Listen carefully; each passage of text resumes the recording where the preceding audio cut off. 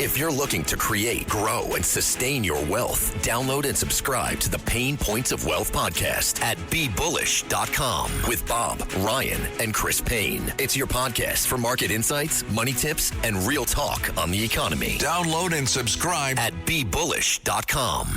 The James Golden Show. Entertaining and informative on the Red Apple Podcast Network. I wonder who the liberal left progressive arm, who their PR people are, or who their strategists are, because y'all need to fire them. Another No Kings protest, because the first one was so effective, right? As a matter of fact, why do y'all keep doing protests in the first place? At this point, it's becoming just performative.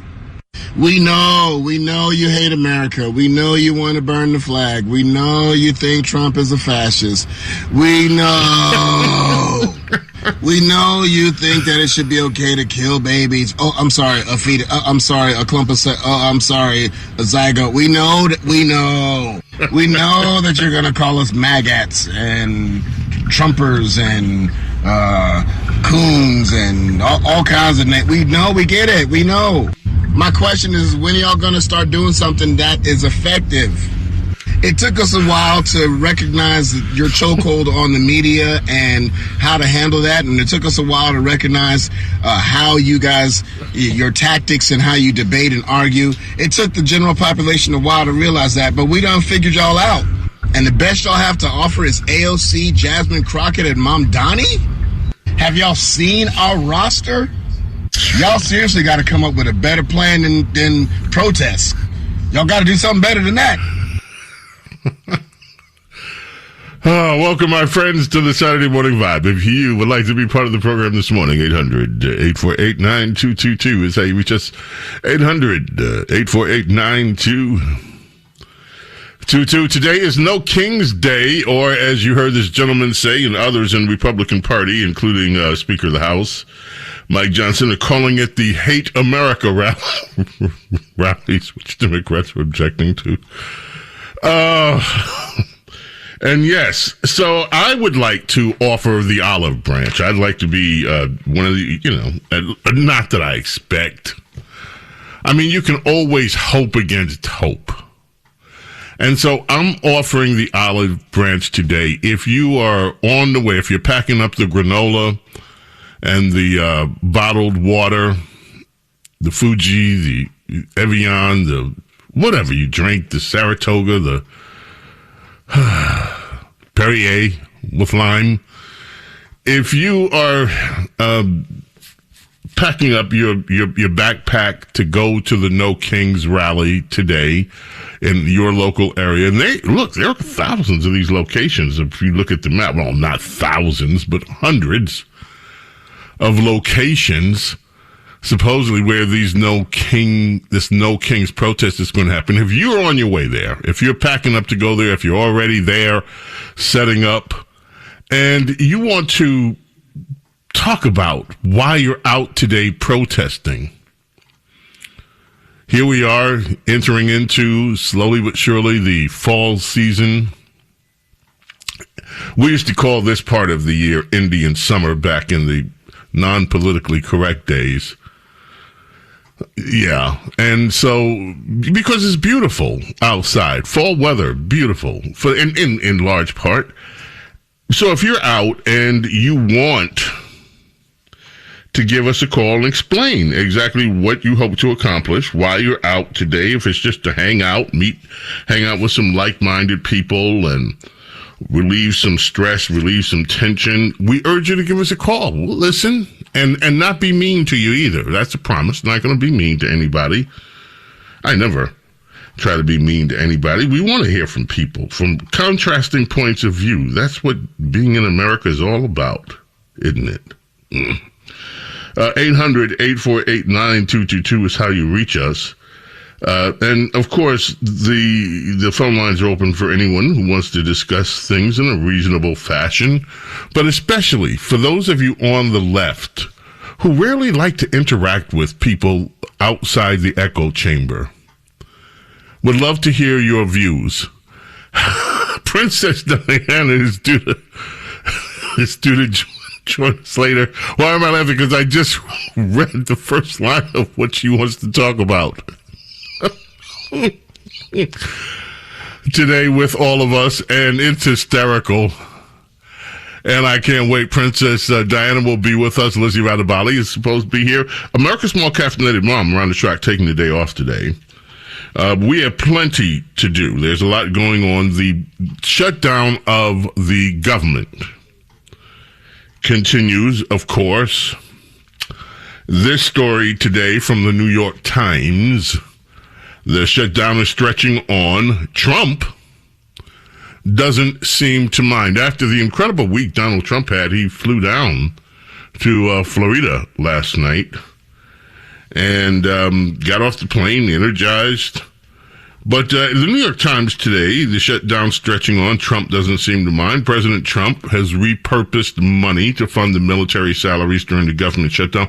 By the way, that has Democrats angry. They are angry that the military is actually being paid during the shutdown. Imagine that. They are angry. They want to fight the idea that those who offer to sacrifice their lives for this country are actually being paid when they intended them to suffer pain. So some Democrats are angry. He has pledged to find a way to make sure many in law enforcement get paid. That will surely upset Democrats. He's used the fiscal impasse to halt funding to Democratic jurisdictions, trying to lay off thousands of federal workers. We had another one of these district judges that thinks that she's president jump in the middle of that. I hope that is winding its way or is going to be appealed, saying that the chief executive of the country can't actually do his job, which is to govern the agencies that he's in charge of with layoffs. Government shutdowns, usually resolved only after the pain they inflict on everyday American, forces elected officials in Washington to come to an agreement. But as the shutdown nears a fourth week, it's amazing how time is just evaporating so quickly. Mr. Trump's actions have instead reduced the pressure for an immediate resolution, which is brilliant, because he's taking away the pain component. If there's no pain component in the shutdown, for many people, I mean, for some people, there's no pain. For others, obviously, there is pain. Unlike past presidents, Mr. Trump appears to feel little urgency to strike a deal to reopen the government. Don't deal with hostage takers, eh? Instead, he has used the shutdown, which began October 1st, as an opportunity to further remake the federal bureaucracy and jettison programs he does not like, seizing on unorthodox budgetary maneuvers that some have called illegal. We'll find out. But that begs a question.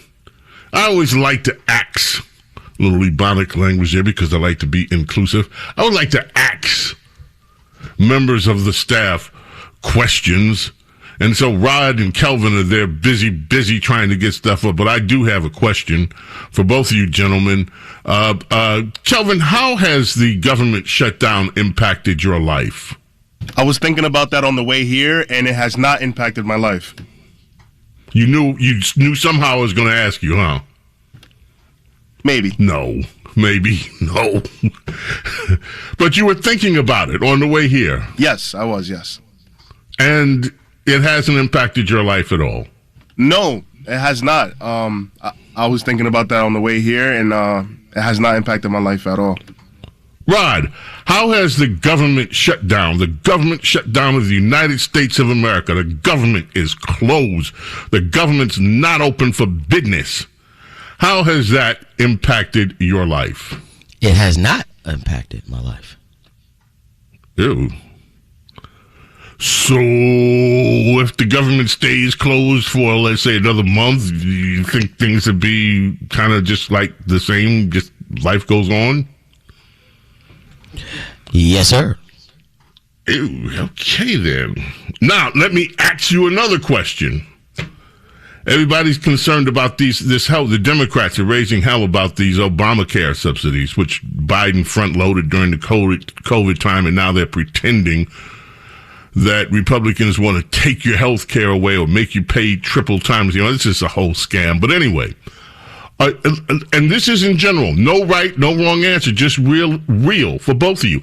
Are either of you worried about the amount of money health care costs? Yes. Okay. How about you, Rod? The health care cost, is that something of... for your health care. Is that a concern for you? Say that again? Health care, your health care costs. Are you concerned about rising health care costs? Of course I am. Okay. I'm going to talk about that a little bit later, too. Because I think that every American that is not wealthy and self-paying for their health care costs is concerned about the rising health care costs. And, of course, Democrats have tried to use that as a wedge. I think there's a big opportunity here, a huge opportunity, political opportunity to finally do what's right and get rid of Obamacare once and for all. But you can't get rid of it until you have something that will replace it, that will actually demonstrate that most Americans think would work. And I don't think the answer is that. I don't think it is complicated, but on the other hand, I don't think it is that complicated. Meaning, I'll get into it a little bit later. We got other stuff to do. Anyway, so you got the No Kings protest going on. You have the budget shutdown going on. The New York Times goes on to say that even Trump's administration officials appear undaunted by criticisms. On Friday, some agencies in the government indicated in court filings they're going to proceed with layoffs, with those officials saying they were not covered out from this order that came from this district judge out in San Francisco. She called for some emergency hearing, I think, last night. I'm going to have to look at that and see what's what. So you got that going on. It's been an incredible week. You have political races going on. New York is, of course, with the mayor's race. Did you know Andrew Cuomo's taking 10 days off? This makes absolutely zero sense. It makes 100% 0 sense. So, or at least that's what I'll find that story. It said, no, he's not doing much on the public schedule, which amounts to taking days off in a campaign if you're not out campaigning all the time. So we'll talk about that. You have the race in Virginia. Winsome Sears was on the program last week. She told us that the polling was a lot closer than it is projected in the media. This week, new polling. And you know what? Right to the numbers that she said it was. She said this race was within the margin of error. And then when you look at the way that the polling has been conducted, she felt very secure that they're on the path to victory. The race, the latest polling, all this business, she's 12 points behind. She's all evaporated. It's a 2-point race in Virginia. She was dead on right. Anyway, we got to take a quick break. James Golan, oh my gosh, you're leading off with this one. It's Al Green taking us in.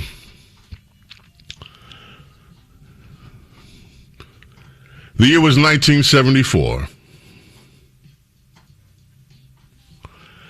Al Green was naked, taking a shower. Naked, taking a shower. When his ex-girlfriend, Mary Woodson, burst in the room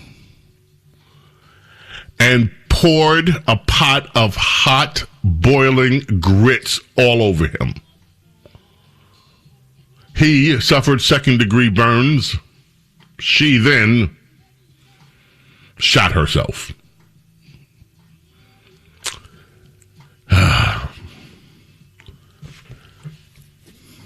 Yeah, hot grits in the morning.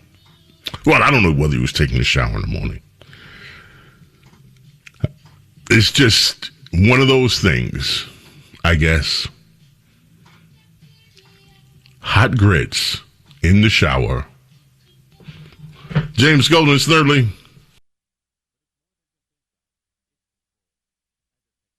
The James Golden Show on the Red Apple Podcast Network. James Golden, Snerdley here. Let's get with, we have so many, by the way, I'm very serious. If you are on your way to one of the, or there, you're at one of the No Kings rallies and you hear the sound of my voice and you'd like to tell us why you are participating in the No Kings Day, as it's called, feel free to give us a call. 800-848-9222 is how you reach us. If you are part of the No Kings contingent out there and you want to just tell everybody why you're out, why you're protesting, what you hope to accomplish, anything like that. Or if you're just out hanging, if you're a young guy, maybe you're out just hanging, hoping to meet some chicks. Or, get lucky. or, well, Yes, I realize that these days when you're talking to liberals, that's kind of an offensive remark because you're supposed to be more inclusive than that. Maybe, but never mind. But anyway, for whatever reason you might be out at No Kings Day and you want to give us a call, please feel free. Not expecting, because very much, a lot of people now are just isolated in their own camps. They don't want to talk to people that they don't agree with or think they might not agree with. You'll be surprised sometimes. Talking, you find that you do agree with some things with people. It's always good to keep the lines of communication open. All right, when we get back, we're going to take a look at some of the sound bites on our roster. We have a 5-page sound roster today. And we're going to delve into that and start with some of the sounds and events from this week. So whatever you do not go away. Again, you can reach us, 800-848-9222 is how you reach us, 800-848-9222. Coming up later, of course, in the program, Princess Diana will be with us. Coming up later, Lizzie Radabali will be with us. And, of course, your calls are coming up. And we've got so much more. Have that first cup of coffee, second cup of coffee. Keep it right here, 800-848-9222, the Saturday Morning Vibe. Do not go away. The James Golden Show on the Red Apple Podcast Network. We have some telephone calls coming in. Wanted to get to some of them. I'm going to postpone the sound bites for a little bit. People are calling, waiting. I want to get to them really quickly. Let's go to David, who's calling in from Texas. What part of Texas are you calling from, David? I'm from Amarillo. Amarillo, Texas. Well, welcome, and how are you this morning? What's on your mind? Well, I've been listening to you talk about, different solutions to things like Obamacare, and I drive truck for a living. So being a truck driver, we have plenty of time on our hands, just driving across the country. So, I grew up in California. I live in Texas now. Moved out here during the COVID nightmare. Just wasn't feeling it anymore. Our kids had grown up. So we moved out to Amarillo because it's kind of right in the middle of the heart of the country, and it's trucker friendly. So, cost of living and everything was pretty good. But what I was calling about is, growing up my life, I've been a contractor and done a lot of stuff. And so my brain kind of works like, if there's a problem, what's the solution to fixing it? Kind of like took on the concept of, if America was a Ferrari and the motor didn't work right, well, I definitely don't want to pull the liberal idea of blowing the car up and getting a Yugo. So my brain was more like, hey, how do we fix the injection system? What's this? What's Okay, that? so let's get to that. How do you fix the healthcare system? What would you suggest in fixing America's healthcare system? Well, it's part of a community system. So you have to take in all the factors that are burning up our system. We are paying the government to tell us to get on some kind of consortium thing of insurance that they decided upon. And the bad part about doing stuff like that is anytime the government gets involved in something, they got to get their cut of it, kind of like the mob, pay them, and then we'll pay whoever. And then you look at the whole system overall, you go, let's say you're on Medi-Cal, Medicaid, or you've got state-ran insurance. So you go to the hospital, and then they say, okay, we're going to pay them. And then you talk to the doctors and stuff later, and they're like, yeah, they only pay us like 1/3. So we jack the rates up. You visit the hospital, we're going to charge $12,000 because we need 3. So it's just a messed up system. I think, you got to go back to, like I said, I wrote this book called Project America. Okay, hold on. I need to just get you, because time is awaiting here, and this is not like we don't have an hour to go through it. I need to get you right to your point, which you said something pretty amazing. You said once you get the government involved, the costs start to go up. So I'm thinking that what you're suggesting is limiting government involvement in the healthcare choices that most Americans make. Is that correct? That is correct, yes. And if you do that, then what happens? How do people pay for their healthcare? What do you envision? Well, I envision it takes a village for everybody to be healthy or to raise children or any of that. So it should go back to the community center. All like daycare and medical and things that have to do with, health should all be done in a community. You should have like a community center with, community health. And it should involve, teledoctors, retired nurses, people eating healthy, daycare centers, old folks centers, just kind of get rid of all the high dollar money that we spend, like $1,000 for daycare for mothers that, have to go to work, or old people that are staring at a wall in an old folks home when they're so educated and they've learned so much in their life. Why waste the value of them? You put them all into a community center and let the old people teach the young people all the knowledge. Make our children smart again. Teach them how to eat right. Teach them how to stay healthy so that we don't have to put them on permanent medications. Interesting. David, you have some interesting thoughts. I'm going to leave it there. I want to grab some others. Number one, I will say this. Once you start down the road of communal anything, that's still a form of government. But I think he made some really interesting points there, and I think most people would agree. I'd love to hear what other people think. How do you fix this? One of the things he said, again, that I find most compelling is, and he absolutely stated, when the government gets involved, the cost immediately goes up. We saw it, and if you go back and you look at healthcare costs before Medicare, Medicaid, the cost has just taken trajectories that no one, number one, projected, and no one believes. But you now have these institutional programs in America. If you dare talk about reforming them, you see what happens. You're cast as some sort of villain. So how do you, if they're not working, if they're too expensive, how do you move off of them into something else? I leave that for you. 800-848-9222. Let's quickly go to Brooklyn, New York, and catch up with Viviana. Vivi, how are you? How are you this morning? Hi there. Yes, Viviana. How you doing? Thank you so much. I'm a little alarmed that a lot of people aren't seeing through Mandami, and I started thinking, Bo, that people are not even realizing that if, God forbid, he were ever to get in, that he'd be placing other socialist communists, radical Islamists throughout his administration into city agencies, possibly our police department and our schools. Bernie Sanders and he and AOC had the nerve to walk through a community in New York City, and he started saying, well, Mandami is a model that we're going to use for the rest of the nation. So this isn't just going after this particular office.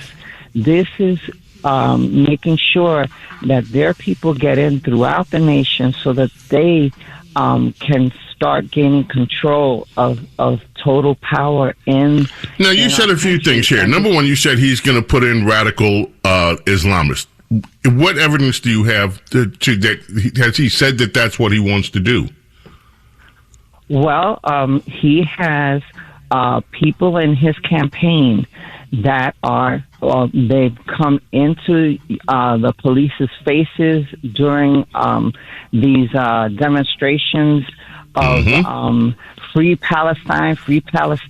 He's going to place them in his administration. And the other thing is, I'm thinking that like minds are going to be connected to him. So well, there are like minds. I think that people need to be alarmed. But see, here's the thing, Vivian. You say people don't. Apparently, if I heard you right, you seem to think that people are not aware of what he intends to do. I think they are aware, and that's why he's actually leading in the polls in New York. Okay, what do you say about that? I think a lot of people are aware, but not enough for them to really see what he really is presenting.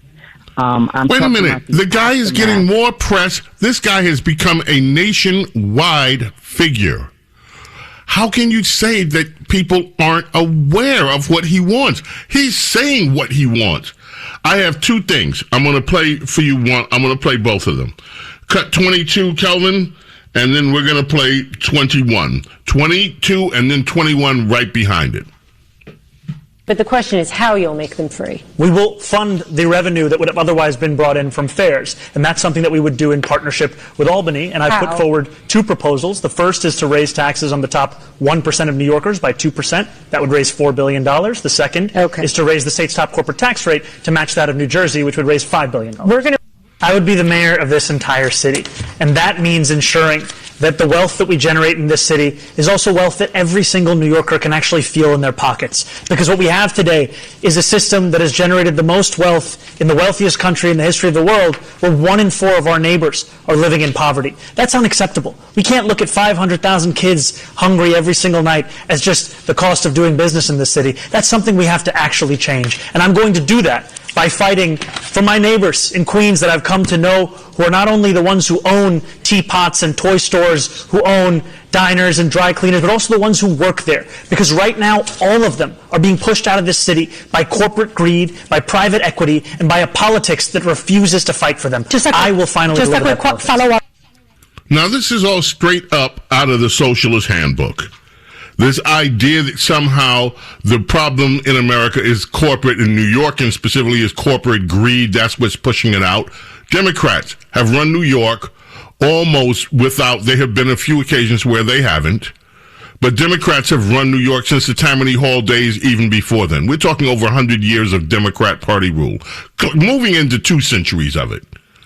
And they have built an infrastructure based on cronyism, crony capitalism, based on things not working, more government, and yet the villain is always business. The corporate villains, they want to call them. It's all, and he's going to come fix it all by redistributing wealth, by taking people that actually achieve something, taking their money and handing it out to people who don't, who either refuse to work in some cases, don't want to work in some cases, who have been generationally on welfare.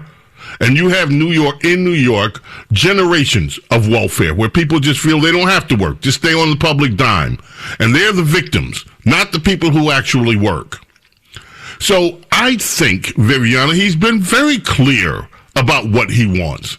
And I think the issue that you and many other people have, you can't believe how many New Yorkers people in New York, and not just New York, by the way, around the country, how many people buy into this bullshit stuff? Your thoughts, Viviana?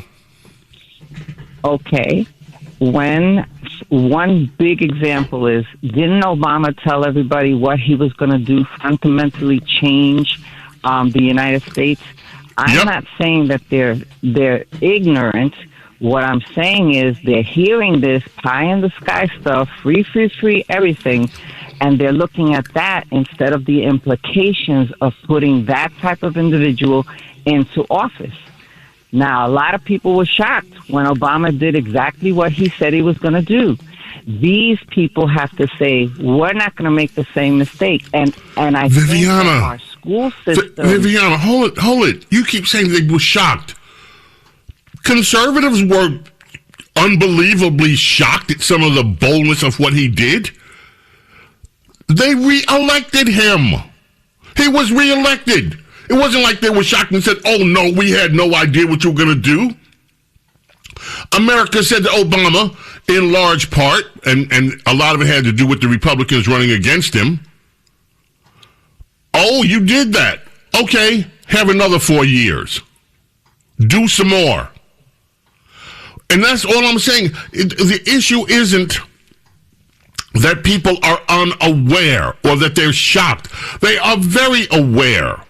And what do you have in New York right now? What do you have going in some of these other races? You have Andrew Cuomo, who can barely make the case for himself. He's busy trying to blame Curtis Lee with 13% of the vote for being a problem. But the problem is people don't like Andrew Cuomo. And they know what he stands for or don't know what he stands for. Mondami is the clearest politician right now, one of the clearest politicians in America. He's not hiding it. He's saying exactly what we want. We want the socialism. And this is when, we're going to give you all this free stuff and we're going to make someone else pay for it. And people are saying, yeah, that's exactly what we want. It is class warfare. He's upfront about it. He's not trying to hide it. And let me ask you a question. What does Andrew Cuomo stand for, Viviana? What does Andrew Cuomo stand for? Empty promises, another failed administration, and he's not repentant. He is one that is going to say also what he has to. The idea that he now is saying, oh, I'm so sorry to certain people. He's not sorry at all. He just wants the position and the, the perks of the office. When you said that he's taking 10 days off, how dare he? That's the New York Post, and I will find the article. I've been looking for it. They're saying that his public schedule, and I'll find it during the break, and I'll just read you what the New York Post is reporting on Cuomo this morning. And you're right. How in the middle of a campaign, it's like, what? Are you kidding me? Yeah. Viviana, I love your call. We got to go. We'll grab some other calls, 800-848-9222. Folks, the New York race is won. If you want to talk about what's going on in Virginia or anywhere else in the country, because we got a lot of people here from around the country that are all involved. These November elections are coming up. Boy, they're coming up quick. But this New York thing has put some people in a real, it's real. It's, as I said, Mondami is the one that's actually the clearest. And I'm not saying that Curtis isn't clear. Curtis is clear too. But Mondami is telling people exactly what he wants to do. And his poll numbers are not going down, they're going up. You explain that. The James Golden Show.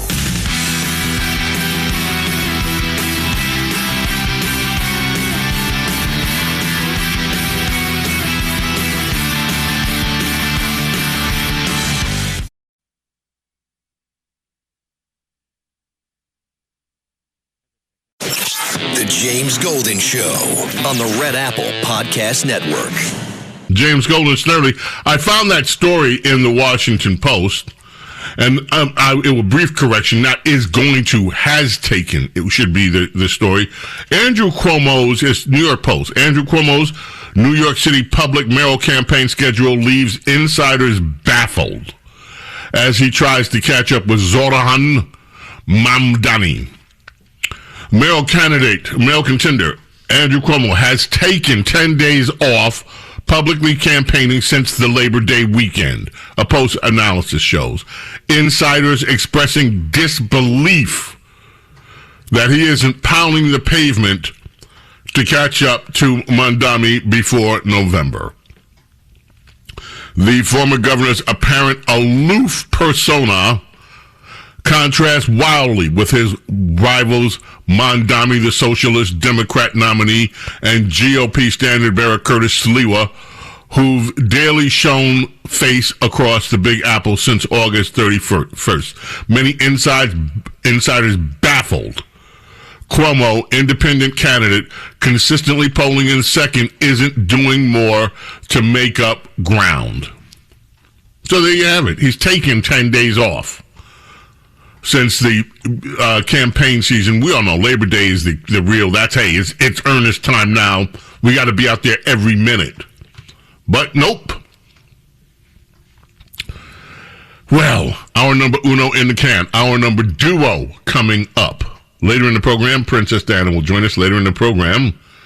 Lizzie Radabali will be here. Your calls at 800-848-9222. We still have a lot of audio we want to get to as well. Things that we would love for you to hear. So whatever you do, keep it right here. Do not go away. Have that second cup of coffee, third cup of coffee with us. 800-848-9222 is how you reach us. The Saturday Morning Vibe. Right here. Want you hear every single second of it. So please, stick around.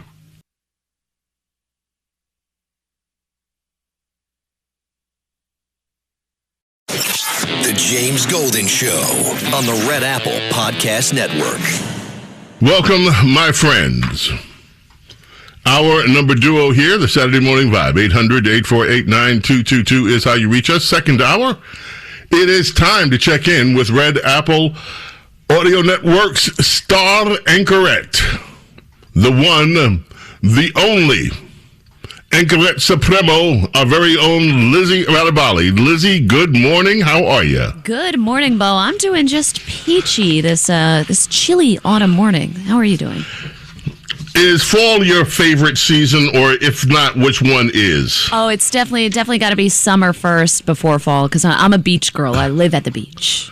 You live at the beach, so it's summer for you. So it must be kind of almost, I don't want to say sad, but somewhat, when it comes to an end and we're heading into the fall, it's like, oh, another summer season come and gone, eh? Yep, seeing 30 degrees in the forecast, that is a brutal reality check. That just woke me up. Okay, let's get started, Lizzie. Lawsuits. Yep. I can't believe this lawsuit. I cannot believe. I can't believe that someone actually filed it.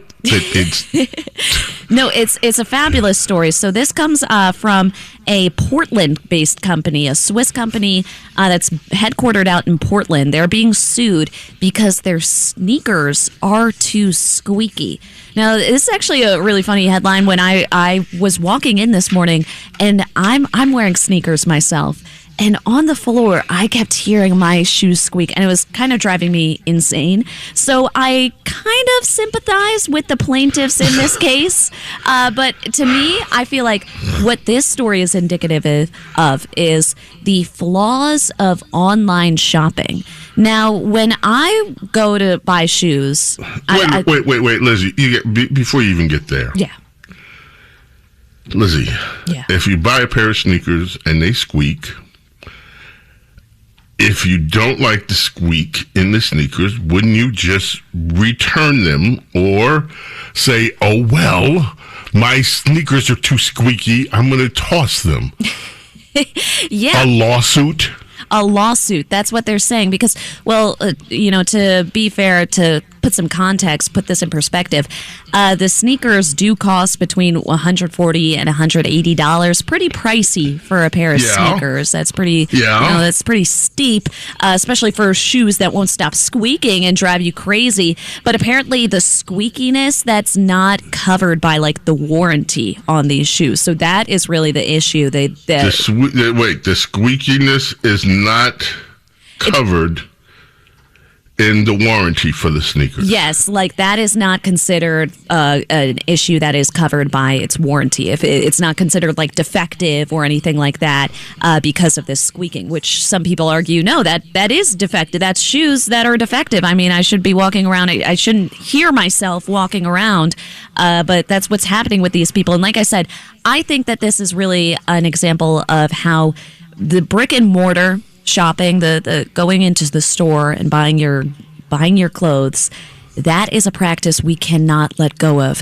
Running up and down the aisles in my new shoes that I'm trying on, that is like a rite of passage. That's how I know if a shoe passes the smell test. Maybe if these people, went into the store, maybe if they saw this shoe in person, they would have been able to, avoid this mental torture of this squeakiness. But, they are demanding a jury trial. And I'm going to say words that I don't think anybody's ever said these words, but I want to be on that jury. I want to be on that jury. I want to get jury duty for this. Because this is just like, man, I just think this could be the case of the century. Who knows? The case of the squeaky sneakers, and it's proceeding in the court. They didn't just look at this, laugh, and throw it out. It's actually going forward. Yes, no, incredible. I'd like to see, and we've had these conversations about federal judges and stuff. So I think that'll be a conversation to continue having with what these federal judges do with these sneakers. I mean, we got to keep an eye on these judges, man. Okay, now. Sneakers. All right, let's get into the wonderful world of artificial intelligence, shall we? Yes. Okay, in Albania,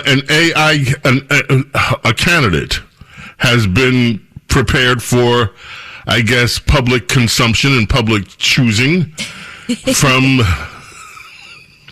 the wonderful. How long before this hits here? Oh my gosh, no, actually, yes. That's exactly what I was thinking, that it's not long until we have, I don't know, like Siri running for president or something. Who knows? Now, come on, how are we supposed to take this? So this... Explain what happened Albania. In Albania, a bunch of IT experts are coming together, and they're going to put together, they're going to create a candidate for mayor here in the capital city of Tirana, that would be replicate an AI-generated minister that was actually previously appointed to the Albanian cabinet by the Prime Minister Edi Rama of Albania. He appointed this AI bot named Delia to his cabinet. That was in a position. She was formerly, one of these digital assistants who, helps you on the state-run e-Albania portal. Now she's part of the actual government cabinet. She's in charge of procurement. Stop.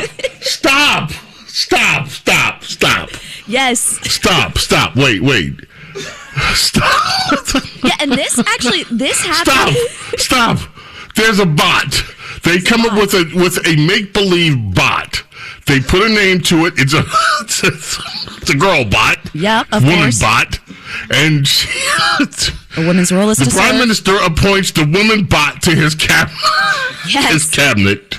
And now she did so well that they want to elevate her to the mayor. To the mayor of the capital city. The capital city. Like, this is not like, just some small town in Albania. This is the capital city of Albania. They want to make the mayor this AI bot. So, like I said, the Prime Minister previously appointed this assistant. I think I might be saying it wrong. It actually might be Diela. I don't know.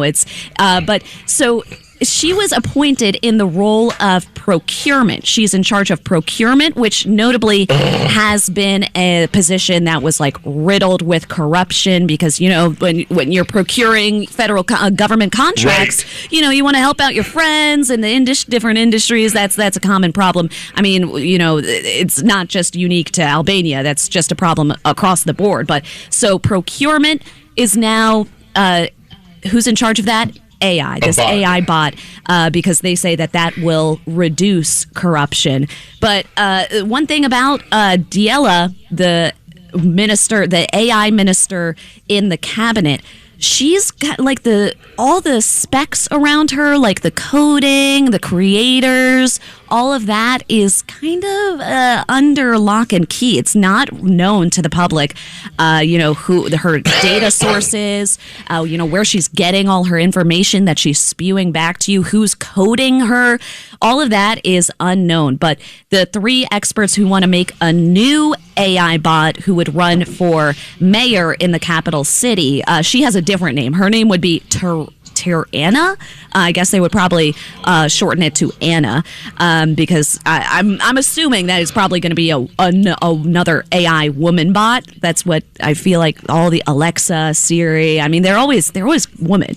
But so the town really wants to do this because they think that the town needs a new approach based on transparency, efficiency, and accountability. And this is all because let's get rid of the humans and get rid of the human frailties and have an AI legislator. Yes, because the former AI governor. The former mayor is in prison right now awaiting trial on corruption charges. So, well, I mean, yeah. So you know that are they part of? Are they Democrats? I'm sorry. Excuse me. I'm just well, I actually don't know. You know the political workings. I got to look into that of Albania. But so yes, now 3 experts are coming together to make this new Tirana bot who would run for mayor, like I said, to transparency, efficiency. And my thing is how does having like an AI puppet mayor help with transparency and accountability? Because now you just have way more people to like hold accountable. You have all these 3 IT experts. They're going to bring in a large team of experts from various fields, they say, from technology, urban planning, environment, transportation, economy, like all this. So, who is going to be actually in charge at the end of the day? I don't trust the bot. The bot? The bot. So I can't. The bot's going to be in charge, Lizzie. What's your problem? The bot's going to be in charge. Who's in charge of the bot? Because someone has to be, coding the bot. The bot's. Who cares? Who cares? The bot. It's just okay. Yeah. Lizzie, I love the story. I mean, I started this as kind of in disbelief, and now I'm saying, you know what? Let's give it a shot.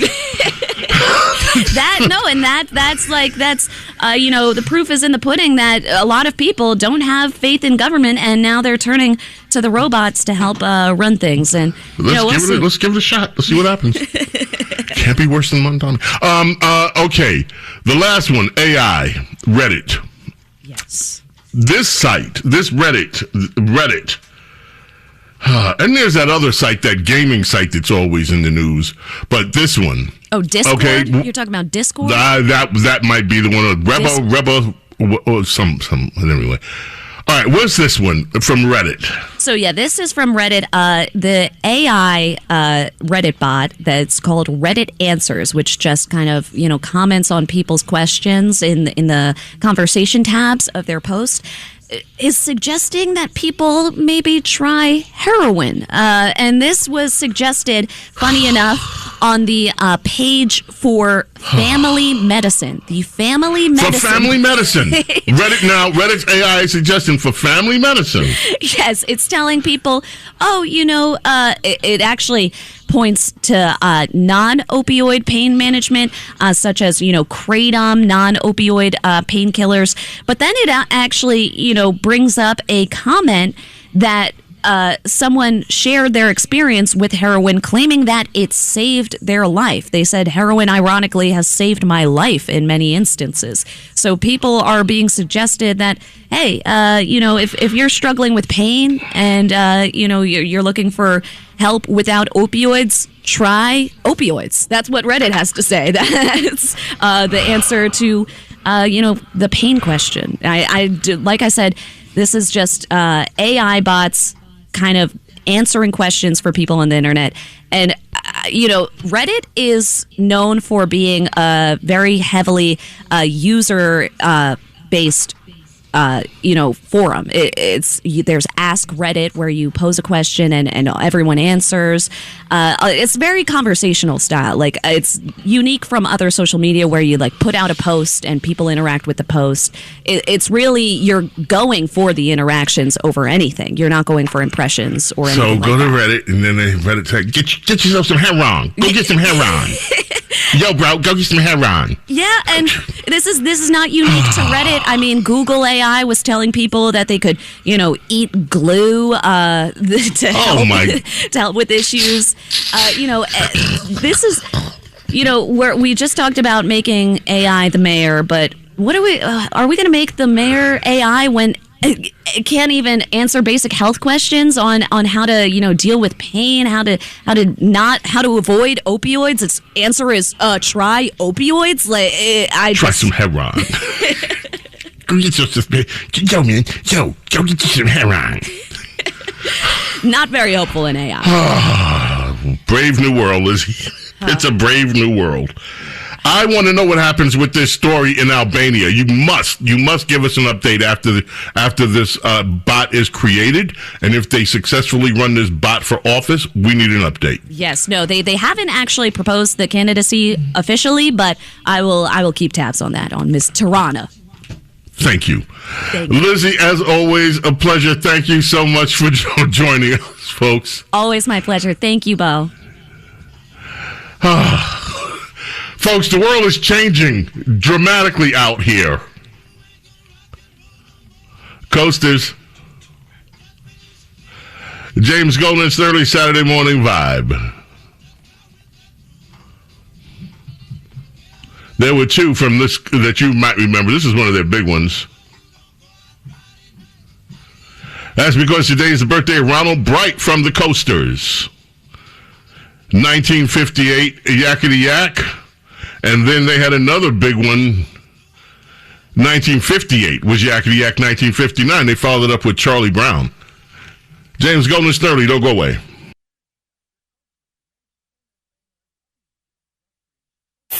This is the James Golden Show. Okay, want to grab some quick sound bites really quick. Donald Trump, for you Bushies out there, and there are quite a few Bushies here, Donald Trump had, this is going to annoy the Bushies, cut one. Kelvin, it speaks for itself, and I wonder what the reaction will be from the Bush camp. To the best of my knowledge, we've never had a president that solved one war. Not one war. Bush started a war. A lot of them start wars, but they don't solve the wars. They don't settle them. And especially when they have nothing to do with us. I saw almost, I guess, just about all of these wars had nothing to do with us. But I saved tens of millions of lives. The Prime Minister of Pakistan said, I saved millions of lives in interceding on Pakistan. And you look at Pakistan and India as an example. That would have been a bad one, two nuclear nations, right? So I say this. This is pretty much the last one, although I do understand that Pakistan attacked, or there is an attack going on with Afghanistan. That's an easy one for me to solve if I have to solve it. In the meantime, I have to run the USA, but I love solving wars. You know why? I like stopping people from being killed, and I've saved millions and millions of lives, and I think we're going to have success with this war. Well, Donald Trump will be headed over to Budapest to speak with Vladimir Putin and also Vladimir Zelensky. I understand from what I'm reading that they will be two separate meetings. The two leaders will not, both Vladimirs will not meet in person.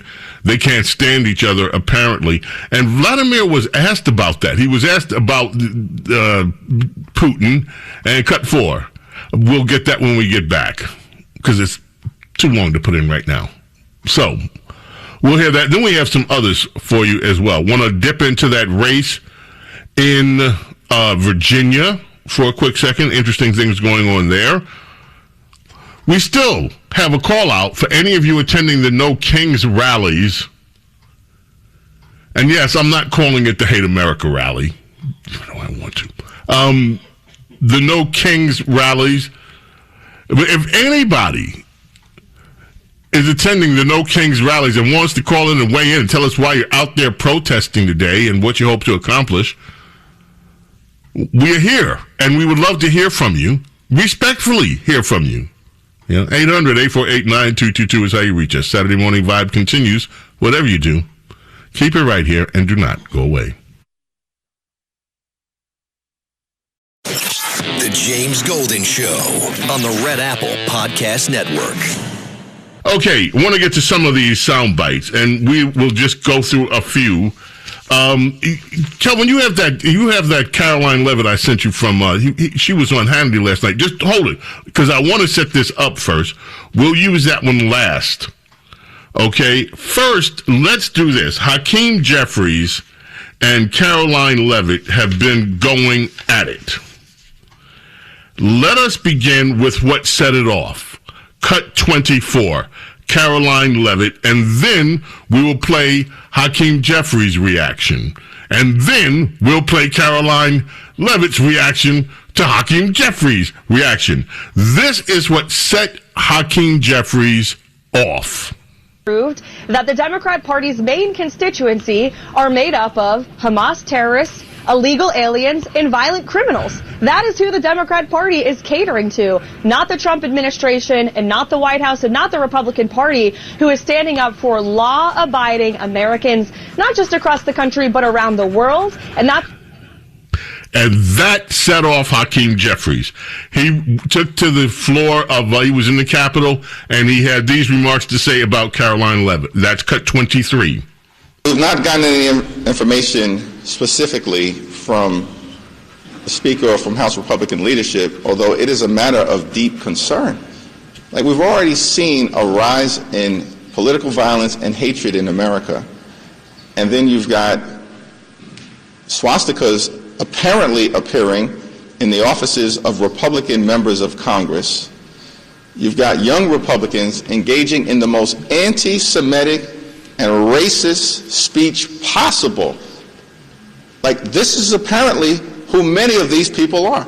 They are ripping the sheets off in plain view of the American people.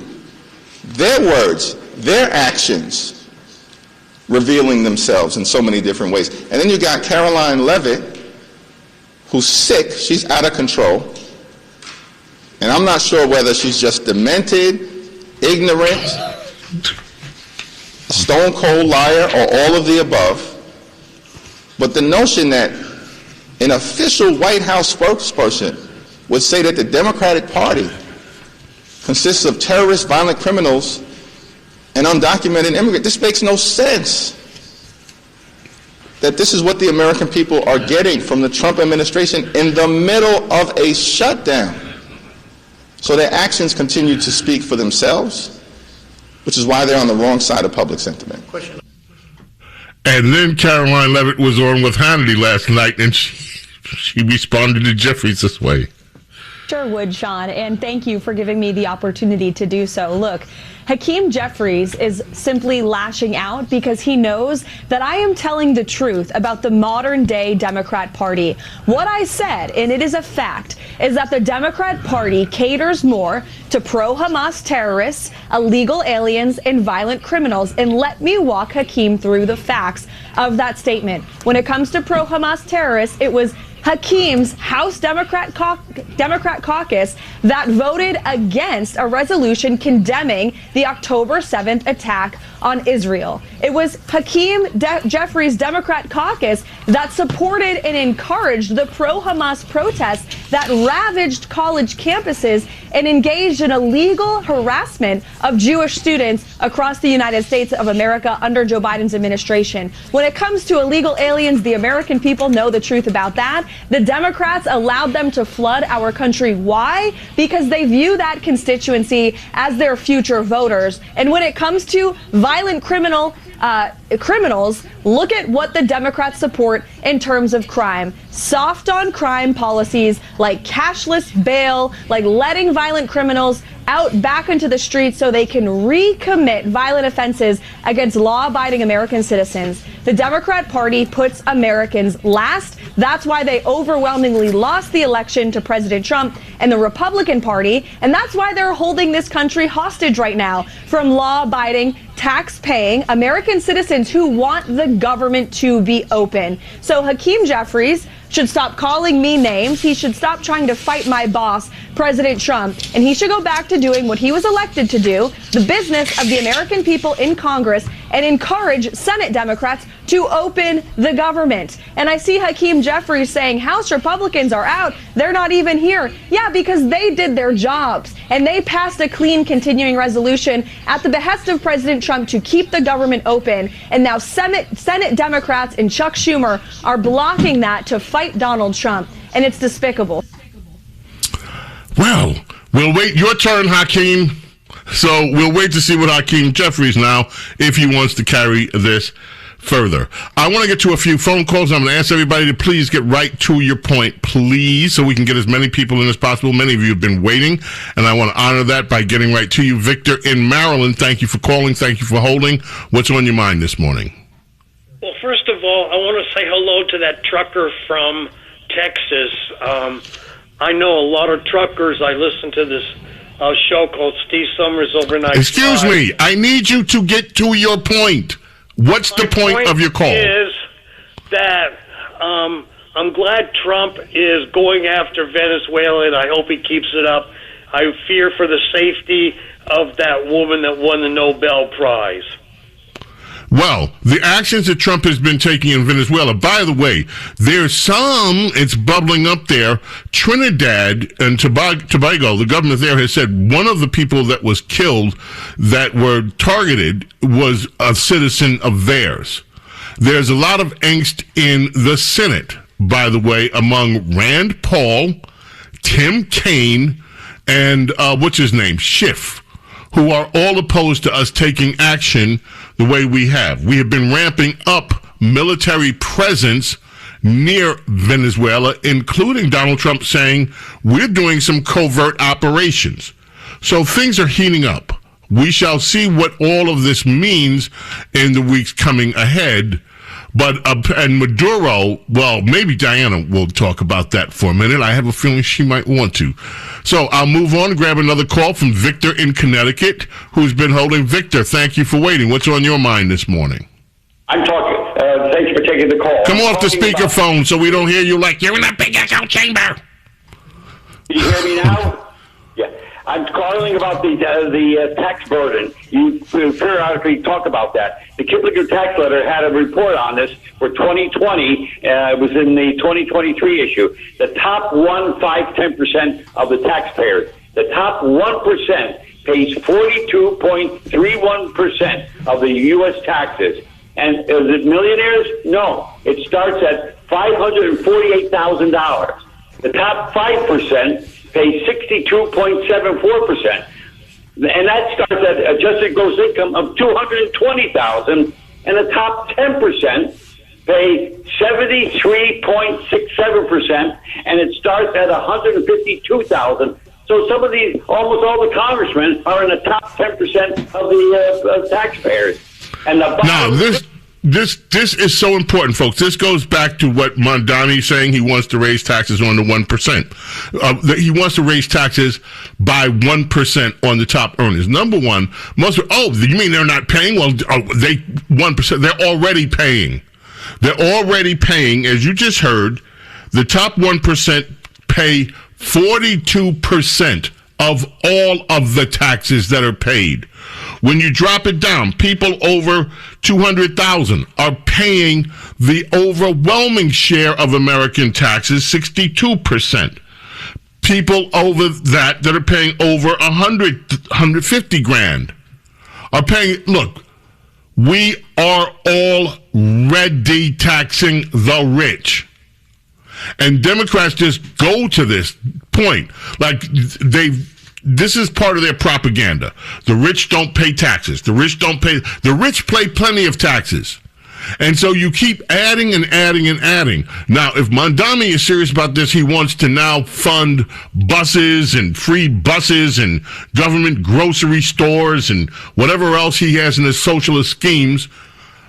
The dirty secret in many of these blue cities like New York is that it doesn't take that many of the top 1% to decide they've had enough to throw the entire city's finances in turmoil. I guarantee you, if 100 of the top 1% of New York City taxpayers, just 100 of them say, you know what? We've had enough. We're out. The finances of New York would be disastrous. And that's what Democrats are. They keep. You remember that when you were a kid, they talked to you about the golden egg. The goose and the gold. Yeah, keep fooling around. It's going to be a major FAFO in New York if they keep with this approach of just, we're going to keep soaking the rich and soaking the rich and soaking the rich. And many of the rich got rich by being many of the job producers in these areas, people that did something for their money, produced something, showed a benefit to society, and they were rewarded with wealth for what they gave to the society. These people are under constant attack. And it's to the detriment. One day, they may have enough. Let's go to Greg in New Jersey very quickly. Greg, how are you? Good, Bo. How are you? Thank you for taking my call. Listen, the problem, we do have the stupidest generation right now. They don't hear anything and can't even comprehend anything past what can I get for free. So when they hear free this, free that, free whatever, that's who they're voting for. That's why they're voting. And that's their bottom line. That's their survival mechanism, how to get more free stuff. There's no other thinking past that. Like they can't understand. Well, the tax base is going to go away. Well, what's a tax base? They don't have any idea. Like the conversation that we're having right now is completely way above any of their understanding. They can't understand any of it. All they know is if they can get an extra $50 on their food stamps cards, that's the guy they voted for. And this dirtbag, he's just playing right into it.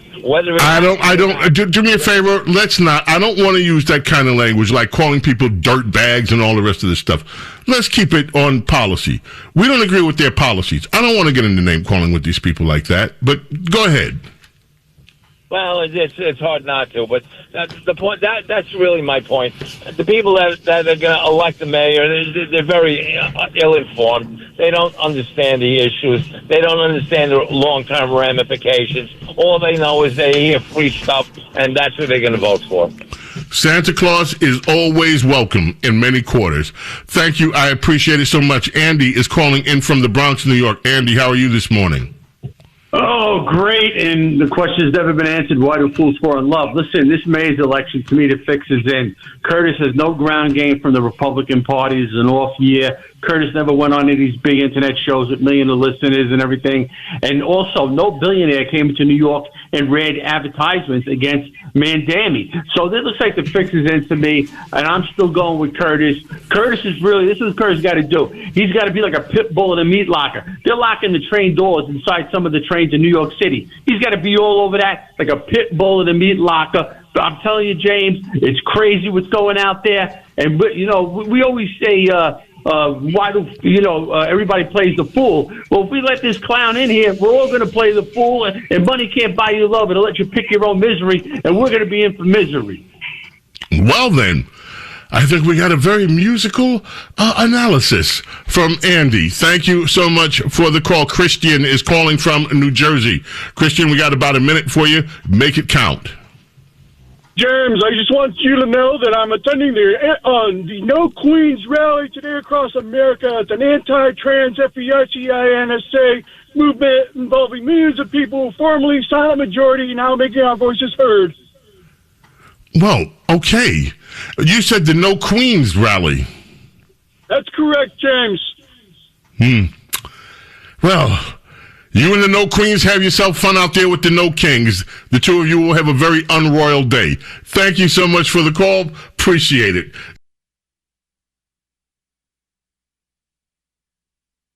The James Golden Show on the Red Apple Podcast Network.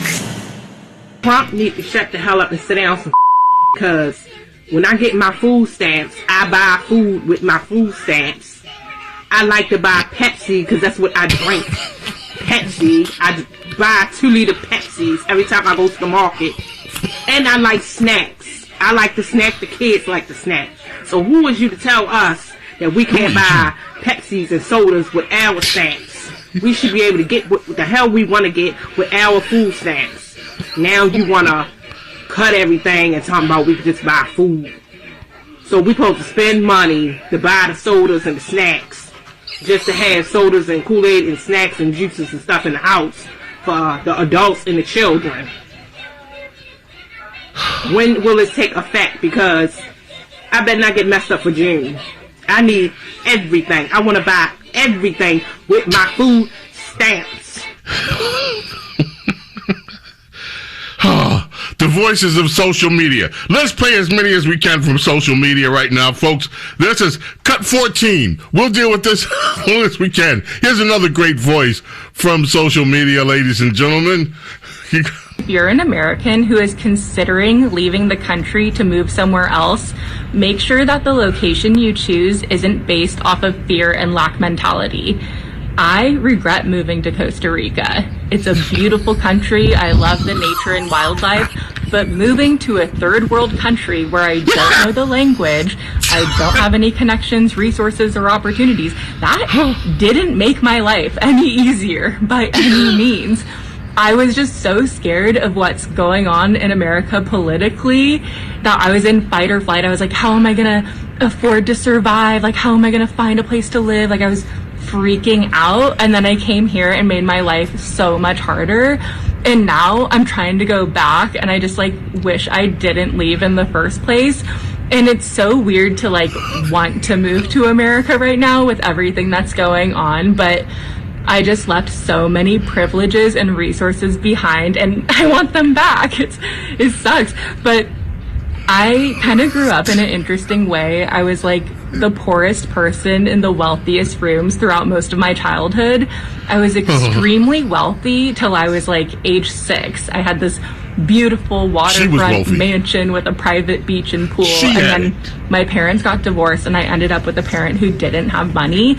So we were living out of like trailers and hotels and lower income housing, but I was still in these really wealthy situations. Like I was in private school and cotillions and dance lessons. And I always thought that I was so poor because I was the poorest person that I knew. And all of my friends had like millionaire and billionaire parents. Now that I've traveled, I've seen like real poverty and I'm like, oh, I wasn't poor. But as a kid, I had these really luxurious vacations through my friends and family members where like my first introduction to Costa Rica, it was like when I was 17 years old. I came with my friend's family and we stayed at exclusive resorts. We were having lunch at the Four Seasons and like same with my Hawaii experiences. My family friends took me and we stayed at the Grand Wailea and the Hyatt, all these really fancy luxury resorts, and we would explore the areas too, but you know, living in Nonavale or Pahoa is very different than taking a vacation at the Grand Wailea or Four Seasons. So, you know, my travels and moves, I've really realized how privileged I've been, and there's a lot of things that like made me run away from LA and Orange County, some traumatic experiences and terrible people. But I left a lot of resources and great people behind, and I need to be in those environments again. I really miss luxury environments. I really miss the luxury. I mean, away from America, I get TDS. And now, I'm in Costa Rica. Damn it. It's a third world place down here. I didn't know I was going to be with those people. The third worlders. I want to come back. Go to the cotillions. Go to the Four Seasons. I want to go back to the luxury in America. No kings. Our number duo comes to a screeching halt on that note, my friends. Our number trio is coming up with Princess Di. So go away. Stay right here.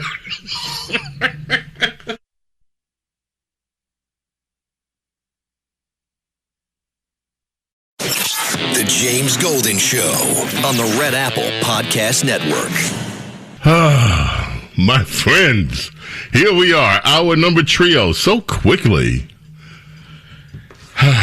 You know what this hour means? Is our number trio. It's time for Radio Royalty with James Golden and America's Princess of Policy, Princess Di. And she has some new titles this week. You know, Andrew gave up all his titles. So she is now keep that music there. Keep her royal music going on. She's now the Duchess of York. She's now the First Lady of the Garter. And whatever that means, the garter belts, the garter things, but whatever. She's taking Andrew's titles too. So not only is she Princess Diness, Her Highness, she's the most royalness in the world. Andrew gave up all his titles. We took them and gave him the Princess Diana. Welcome, Your Majestyness, your Princess of the Garteress, your Duchess of Yorkess, and everything else. How are you this morning? I am very happy to speak with you, Sir James. I don't want to take anything from Andrew, however. Please let him stay away. No, not from Andrew. Oh, dear. They tossed his royal ass out, boy. Just goes to show you. He gets to keep calling himself Prince, so that's okay. That's cold-blooded. It's just his own brother. Yep. Yeah, see what that Epstein stuff will do. Okay, here we are. It's the 18th day of the shutdown. Have you managed to survive? I loved your question to your staffers. How, literally, it hasn't made a whit of difference to anybody's life so far, at least out in the rest of the country. It's affecting, Washington and the area, and the news media is, of course, simpatico with that. So they're making a big deal. But I think it's absolutely true that nobody's noticing, and that is really an interesting point to be made about the value of government when it's not closed. Boom. So what is on?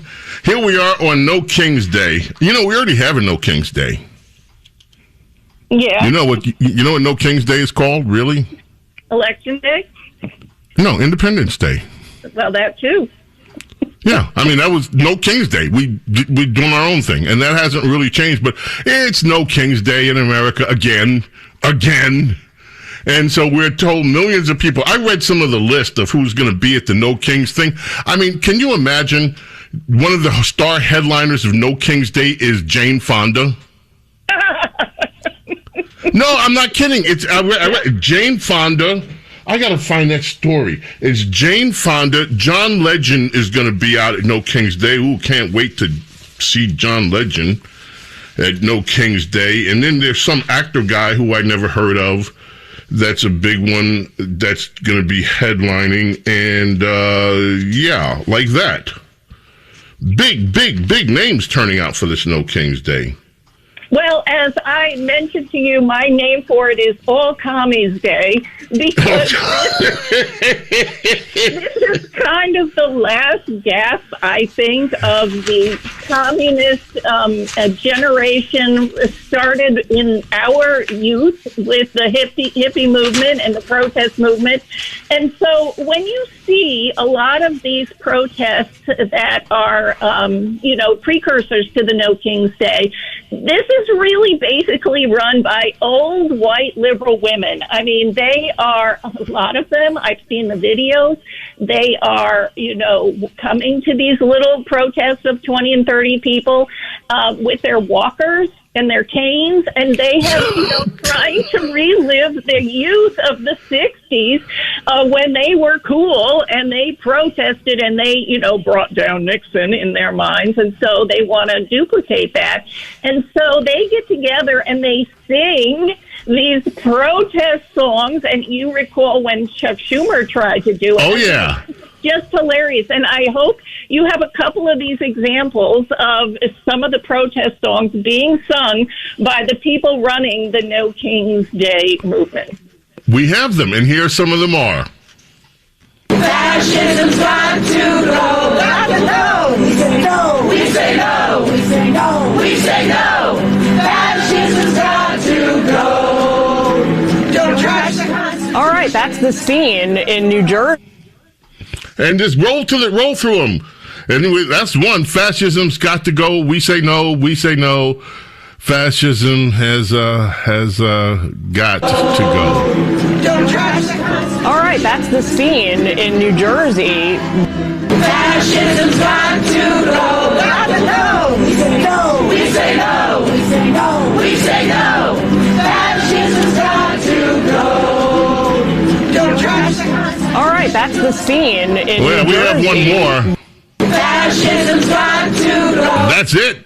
Fascism's got to go. D.C. is our home.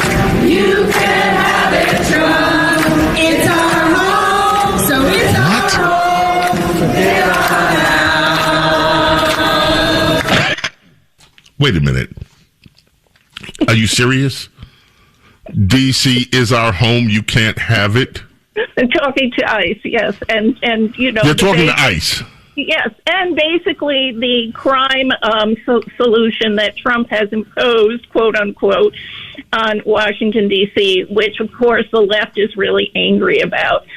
They're angry because they can walk out in the street without being shot, carjacked, mugged, raped, murdered, and so they say, D.C. is our home, you can't have it. Yes. But I think that, as you said, Jane Fonda being a headliner there is emblematic. I mean, this is an old group of people. They are trying to gin up this, you remember the pink hats when Trump was inaugurated? Yes, that wasn't the name of them. What was the name of those hats, Princess? They had a name. What was the name of the hats? I'm calling them pink hats, James. You can call them what you want. But that wasn't the name, Diana. They did this during the Trump's first thing. They did these pink crocheted hats. That's the first time, by the way, we knew that liberal women knew how to crochet or had any home economic skills. I remember when they used to teach home economics in school to girls. Yes, and they quickly got rid of that. That was one of the first things to go in after the feminists took over. They're like, oh, get rid of this home economic stuff. And America's homes have never been dirtier ever since. But that's a whole nother story. But they had names for the hat. Kelvin, you don't remember this, do you? Ron, you don't remember it. TJ, do you remember what the name of the hats were? No. Nobody remembers. Okay, ladies and gentlemen, that was the name of the hats. That's what they called them. It's like that group in Russia, that female rock group, the Uzi Riot. They called them Uzi hats. And they were walking around with their Uzi hats on. Now, did it make sense? No. Pink Uzi hats. But that's what they said. The Princess, I found the list of the headliners. It's an ABC story. You want to know who's headlining today's big No Kings event? Celebrities, including Jane Fonda, Kerry Washington, John Legend, Alan Cumming, and John Leguizamo. Who are these people? Well, they're B-list entertainers, and some of them are on their last legs. And like the hippie movement from the 60s, all of the people who are trying to come back and make this a thing are failing. And I want to just quote from an NBC News story from this week, titled, "The Cavalry is Coming. Indivisible predicts massive No Kings turnout." Now, Indivisible is the name of the group that is a lot behind this organization-wise. And if you follow Data Republican on X, as I do, he traced all of the money behind this, and it is mostly Soros money.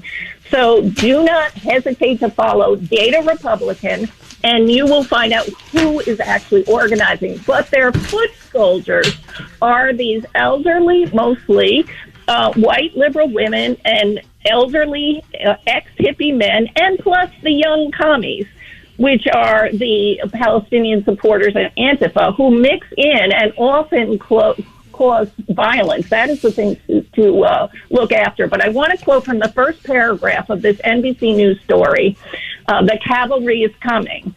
Cindy Greening has a distinct memory of when Donald Trump won the presidency last November. It's from her living room floor. The former college professor from Chippewa Falls, Wisconsin, said she cried there on the living room floor for days until her 37-year-old son said, "Get up and do something." And so she formed her local group of Indivisible. But this is a picture of who is, being engaged into this national movement. This is emotional women who cannot cope with having an opposition political view be ascendant in their own country. And so she laid on the floor and cried for days until she got up and then started organizing her local Indivisible group. And so these are the people who are fanning out in our nation today. These are the foot soldiers who are having their all commies day. And, to me, it's a very interesting thing. These are mostly Karens type. Not to you misuse the name Karen, which is a beautiful name, but the HOA president types, the Katie Porter types, the women who, in James Carville's world, a suspicion of mine is that there are too many preachy females running the Democrat Party. Don't drink beer, don't watch football, don't eat hamburgers. It's not good for you. The message is too feminine. Everything you're doing is destroying the planet. You've got to eat your peas. And so this is the foot soldier group of the Democrat Party. And if you see video today, I think you are going to mostly see older white liberal women who are doing this, march as if something will happen. I think it's very interesting. You asked your staff if they remember the pink hat marches. Nobody remembers it to this day. There were millions of people who were marching. It had zero effect. And so I predict the same thing will happen here. But I want to point out there was an article that I want you to read in Compact Magazine by Helen Andrews, which is being talked about a lot on our side. And I think that I would love to talk about with you further. It's called The Great Feminization. And the author says that wokeness is the result of feminine patterns of behavior applied to institutions where women were few in number until recently. So you have cancel culture, which is very feminine behavior. Well, I'm not going to talk to you anymore. You can't be in our group. The mean girl type attitude took over institutions like the New York Times staff became majority female in 2018. And so this analysis is what we're seeing a lot across institutions, academia, even medicine, the social sciences, psychology, is when women became the majority of people in those industries. And then all of a sudden, including law, which we cannot survive, if that becomes emotional, empathetic over rationality, safety over risk. And so it's a very interesting analysis, and I think that's what we're seeing primarily in the Democrat Party, and so Carville was right about it. But you're seeing today in the All Commies Day marches, you're going to be seeing a lot of these women who have, marched through the institutions of America and brought feminine energy and brought a lot of the ruin to our social institutions. Wow. I look forward to reading that piece and discussing it with you, and I wonder how you're going to respond to people who say, well, you sound like you're being anti-woman. You're a woman. And what are you saying? Women are just emotional, run on emotions and all that? We got to take a break. I'll tell you what, answer that question when we get back, Princess Di. James Golden, Snerdley. Hold it. Listen. Temptations. As soon as you hear that opening, those of you old enough, you know who it is. This is Temptations. I believe this was their second or third hit after David Ruffin left. The Temptations.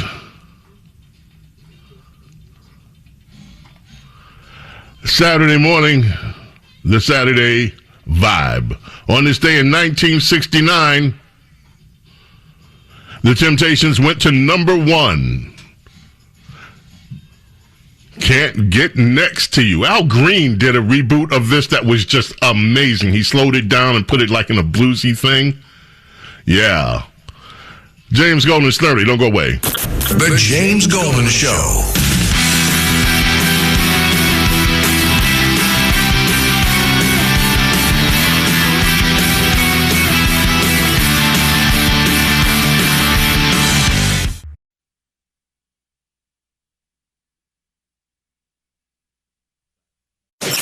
The James Golden Show on the Red Apple Podcast Network. Princess Di, that segment that we just finished, when you talked about this feminization, and I cannot wait to read the article in Compact Magazine, The Great Feminism, but what would you say to women that say that you are, and perhaps, I haven't read the article, but perhaps think that this may be suggesting that women, that they're old tropes about women, that they're emotional, that they whatever. What's your response to that? First of all, I would consider myself a great champion of women's achievement. However, my one rule for that is that standards can never be lowered in any way for any field to accommodate any group. And so I am just wanting to stand on rigor and high standards, and that the women who achieve those high standards should be celebrated along with anyone else who can. And the problem has been that a lot of these institutions, in order to attract, different groups, have changed the standards. And so then you get this group think.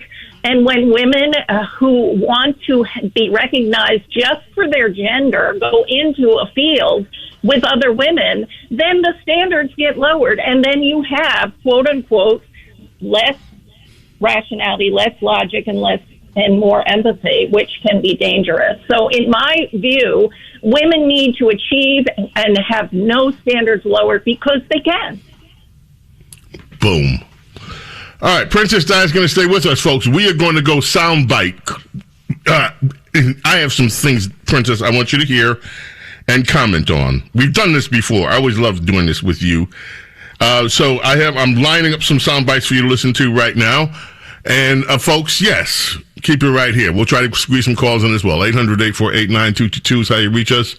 James Golden, Snerdley. It is the Saturday Morning Vibe. We were in hour number trio. Princess Diana is here. Whatever you do, keep it right here. Do not think about going away.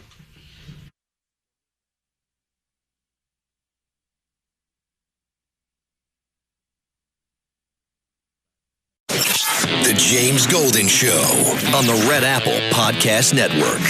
James Golden, Snerdley, Princess Di is here. Time to listen to some sound bites, Your Highness. Okay. I'm trying to figure out where we should start. And I think I'll start with something a bit unusual. Have you ever heard of this guy, Dr. Patrick Moore, who was the one of the co-founders of Greenpeace. Have you ever heard of him, Princess Di? Is he the one who basically threw over all of the ideology of Greenpeace? Yes, you got it. And I want us to listen to him, the co-founder of Greenpeace. That's Cut 8, Dr. Patrick Moore. One of my missions is to turn on its head the idea that carbon dioxide is a pollutant and somehow dangerous, when in fact it is the most important nutrient for all life on Earth, and without it this would be a dead planet. So I say not only is carbon dioxide good, it is essential. And it's a good thing that we're putting some more carbon dioxide in the atmosphere because it was running low before we came along. If we had definitive proof that CO2 was causing serious problems and we could prove it, don't you think they would write that down on a piece of paper somewhere so people could read it? They don't have definitive proof, period, in science. I'm a student of the philosophy and history of science, and I know that the scientific method has not been applied in such a way as to prove that carbon dioxide is causing the Earth to warm. You think in a few years, say 50 years from now, people go, that was a really stupid period in our history when we tried to change all our energy policies to cut this gas? I am firmly of the belief that the future will show that this whole hysteria over climate change was a complete fabrication. Bingo. That's your response. Bingo. Okay, Donald Trump, the reason I played that is that Donald Trump has sunk is Politico. Trump sinks global shipping climate tax. And then you have the Daily BS runs that story. Trump administration blows up UN global grain new scam. Tax push. There was a tax push going on from the UN that would have basically put a charge on all shipping. American consumers would have it. Trump, the administration, has been very adamant that they're not going to be a part of this. It's the International Maritime Organization. They met in London, and that meeting was over yesterday, and they have adjourned it for a year. This plan to tax shipping on the basis of global warming has been averted. Yes, and unfortunately it's coming back in a year, but one of the reasons I am so thankful to the Lord for allowing us to have some time not having Democrat president. And the fact is, if Kamala had won the election, this would have gone through easily and more so. And so the entire world would have been taxed on every good that is shipped, and all countries would have suffered. And so really, to have Trump be strong and in the UN basically standing there and saying no is such a gift to us and to every consumer. And each one of these No Kings protesters has no idea, but they individually have also been helped by Trump being in the White House. Well, since you mentioned her name, here she is, ladies and gentlemen, Kamala Harris from earlier this week. That is a decent resume, but go ahead. Well, some people have actually said I was the most qualified candidate ever to run for president. I like the some people say. Very nice, but go ahead. I'm just speaking fact. Yeah. Yes, some people say the people in her head. I have never heard any human being say anything close to that. Even a Democrat has not said the most qualified ever to run. Well, you know, she has to tell herself something. She's going on this national book tour, and she's getting protests everywhere. So, you know, she makes herself feel better by lying to herself about how wonderful she is. Okay. Well, let's get to this woman. I have no idea how this woman, I keep reading her name. I've been reading her name or hearing her name for years. Cut 33. I don't know who she is. I don't know why she's so famous. But here she is, Cut 33, and maybe you can help me. Oh, hi. I started flat ironing my hair for this video, and then I saw what a bad job I was doing and thought, who gives a f*** anyway? If you're as disgusted as I am by these ICE raids, then we need to start boycotting the companies that are enabling or profiting off of these ICE raids. So I'm going to start with Home Depot, because Home Depot uses a surveillance system. It's called and they are able to surveil your license plate and your movements as soon as you pull into their parking lot. They can share that with whomever they want. They can share that with the police. They can share that with ICE. They can share that with Kanye West if they want to. I'm against that. I'm against being surveilled, and I'm against the Home Depot being an unsafe place for its workers and for its shoppers. So I am breaking up with Home Depot. I hope you will join me, and hopefully this won't be the end of our relationship. Hopefully they will grow a pair and denounce ICE and denounce surveilling Americans. And like many of my ex-lovers, they will reappear down the line in my life, and I will welcome them with open AI. Who is that? Chelsea Handler. Okay, I tried to follow her thinking there, and I've ended up not being surprised that she has many ex-lovers. Who would want to she's wake going to up welcome back that? with an open. Well, first of all, she's obviously a liberal, and anyone who is a liberal has supported surveillance of this country for many, many decades. So she really needs to figure out what team she's on if she does not like surveillance, because that is not her party. And, fine, she broke up with Home Depot. I guess Home Depot will survive. Okay, let's go to the media. Another former star. You should know this guy just by hearing his voice. Very, very famous former anchor, Cut 29, Kelvin, very famous former anchor over at CNN. Black people, brown people of all stripes, whether you're an Indian American or a Mexican American or whoever you are, go out in your place where you live and get a gun legally, get a license to carry legally. Because when you have people knocking on your door and taking you away without due process as a citizen, isn't that what the Second Amendment was written for? Go back and read what the Second Amendment says. And perhaps it will knock some sense in the heads of these people who are saying, well, it's all great. I don't believe they're doing it without due process. They're asking people for papers. They're not really beating people up. These people are doing things that are illegal. Nobody is illegal. It is a misdemeanor to cross the border. Now, who is that? You don't recognize Don Lemon's voice? Don Lemon? Okay, Lamont, as he would say. I am all for everybody exercising their Second Amendment rights and getting trained and getting licensed and buying guns. I have no problem with that, because he mixes up in his little diatribe citizens and nobody's illegal. Citizens have no fear, and so they should well carry, because that is our constitutional right. Those who are not citizens do not have Second Amendment rights. And so if he's asking for violence, then he needs to really be called out for that. Okay, the next one. We sent you something, Kelvin. From the President of the United States. And the President of the United States in the Oval Office was addressing a question, and this is how it went. Everything in his country, all the natural resources. He even recorded a message to you in English recently, offering mediation. What should we do in order to stop that? He has offered everything. He's offered everything. You're right. You know why? Because he doesn't want to around with the United States. Thank you, everybody. Thank you. Thank you, everybody. President taking a question about Venezuela, their president, Nicolas Maduro. Yeah, he offered everything. You know why? Your Highness?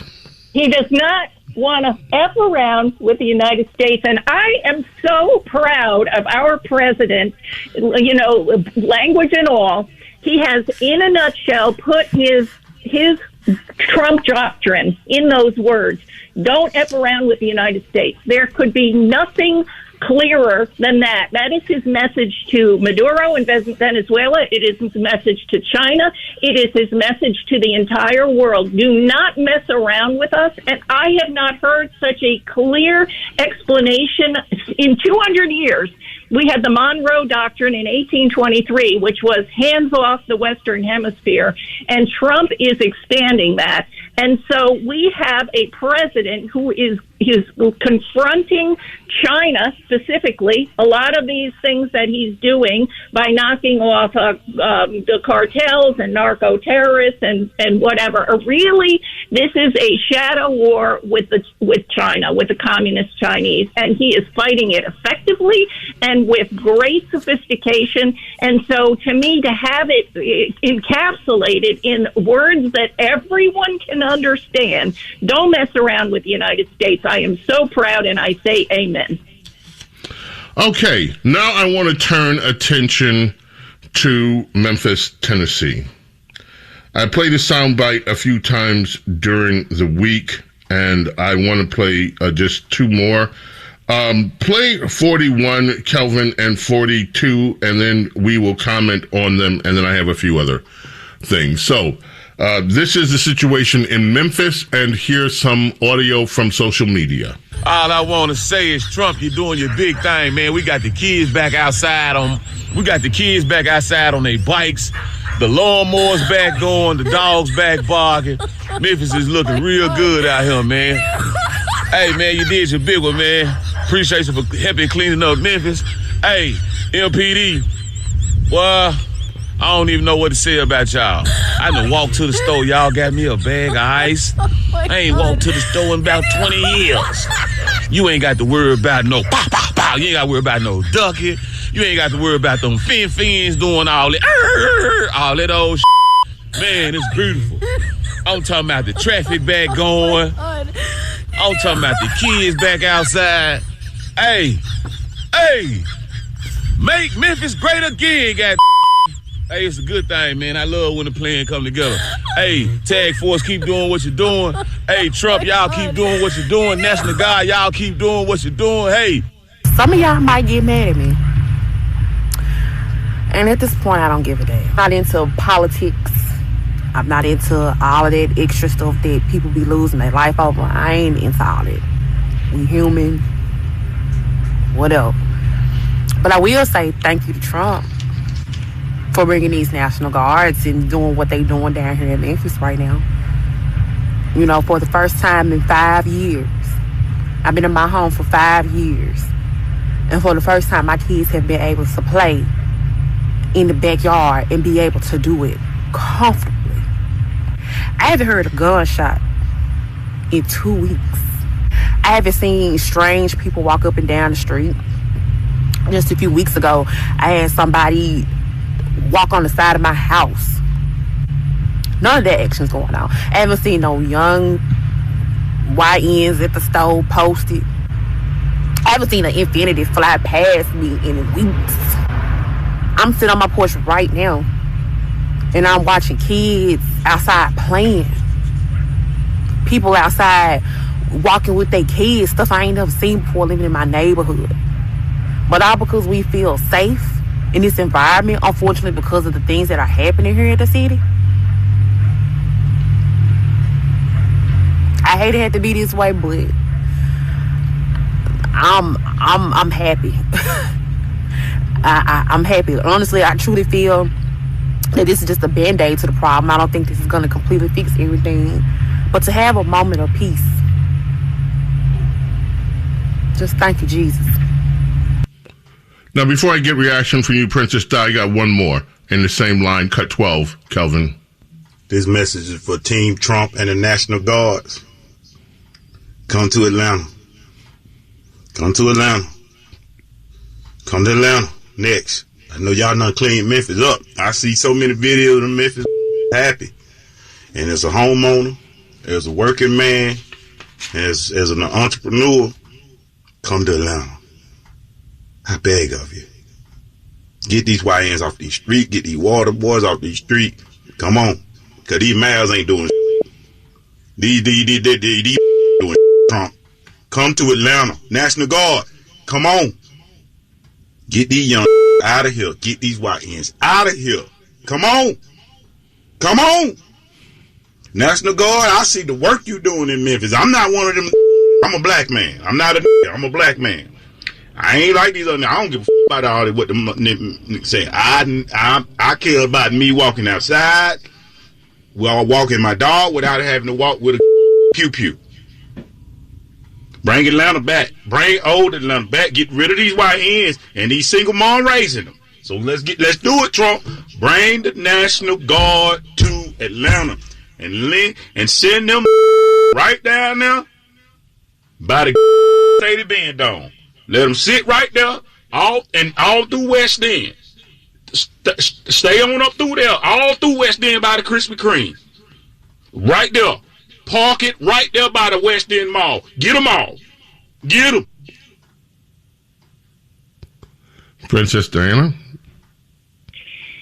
I find this so emotional, James. I tell you, it's heartbreaking because the people that you've played, and you've played it this week, and it's so touching, they ask so little. They're asking for so little just to be able to have their kids play outside, to walk the dog, to basically sit on the porch. This should be something that every American is born having a right to do. All of those things are just wonderful examples of a nation that is healthy. And every American is born with the birthright of being an American. And a lot of these places have been shut out because they've been, I'm sorry, run by the Democrat Party as a plantation.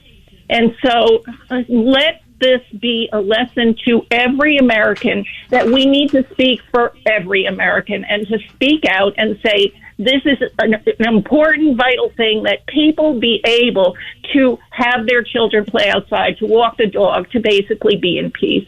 And so I add my prayer to these people that you played, that this be something that we get a solution for, not a Band-Aid. Princess Diana, thank you for being with us this morning. We're going to take that note, and I'm going to just add to it. It's almost time for us to wrap up here, but a few words first, and then we're going to come back. Princess Diana, thank you so much for that, and thank you. Thank you, Sir James. James Golden, Snerdley here, coming right back. The James Golden Show.